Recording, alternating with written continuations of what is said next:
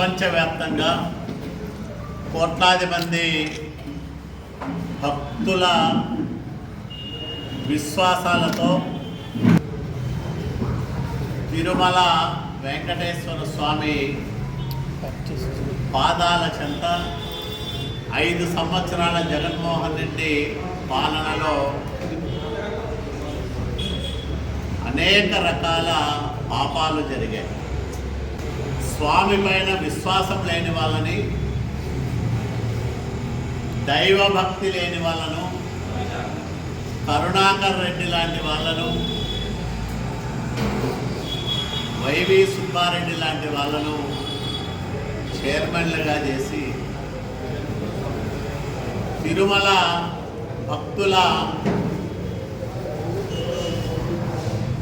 మనసులను విపరీతంగా గాయపరిచాడు జగన్మోహన్ రెడ్డి. తిరుమల లడ్డు అంటానే పవిత్రతకు మరో పేరు, మరో రూపం. అది చాలా పవిత్రంగా తీసుకునే ఆ లడ్డూను కల్తీ చేసి నాసిరకంగా మార్చి సైజు తగ్గించి భక్తుల మనోభావాలను దెబ్బతీశారు వైసీపీ నాయకులు. ఈరోజు ప్రత్యేక దర్యాప్తు బృందం చాలా స్పష్టమైన ఫైండింగ్స్ ఇచ్చింది. 1,20,61,00,000 నెయ్యి కొనుగోలు చేస్తే 60 లక్షల కిలోల కల్తీ జరిగినట్లు స్పష్టంగా తేల్చి చెప్పింది. ఈ నెయ్యితో 20 కోట్ల లడ్డూలు తయారు చేశారు అనేది ఒక అంచనా. 20 కోట్ల లడ్డూల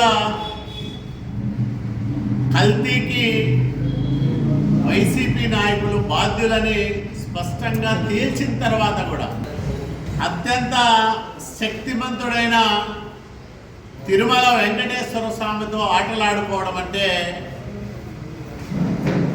ఆషామాషి కాదు. ఒకటి, తిరుమల దేవుడితో ఆటలాడుకున్న వైసీపీ నాయకులను చట్ట ప్రకారం శిక్షించాలని మేము కోరుతా ఉన్నాం. వైసీపీ నాయకులకు 12,55,00,000 రూపాయలు భరత్ భాయ్ ఠాకూర్ అనే హవాలా ఏజెంట్ ద్వారా, దువ్వాడ అపూర్వ ద్వారా వైసీపీ పెద్దలకు అందిందనేది కూడా నిగ్గుదేలైన నిజం. ఇంకా బుకాయిస్తూ ఉండడం ఆత్మహత్య సదృశ్యం.